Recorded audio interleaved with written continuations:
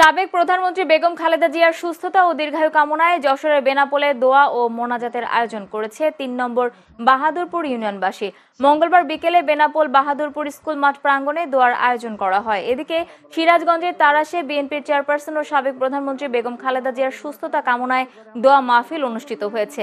মঙ্গলবার বারুহাঁস ইউনিয়ন বিএনপির আয়োজনে বিনোদপুর বাজার খেলার মাঠে দোয়া ও মিলাদ মাহফিল অনুষ্ঠিত হয়। অন্যদিকে সাবেক প্রধানমন্ত্রী খালেদা জিয়ার রোগমুক্তি ও সুস্থতা কামনায় রাজবাড়ীতে দোয়া মাহফিল অনুষ্ঠিত হয়েছে।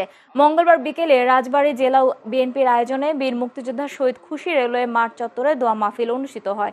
এছাড়া বিএনপি চেয়ারপারসন খালেদা জিয়ার রোগ মুক্তি কামনায় ব্রাহ্মণবাড়িয়া জেলা বিএনপির উদ্যোগে কোরআন খতম ও দোয়া মাহফিল অনুষ্ঠিত হয়েছে। মঙ্গলবার বিকেলে শহরের পৌর মুক্ত মঞ্চে দোয়ার আয়োজন করা হয়।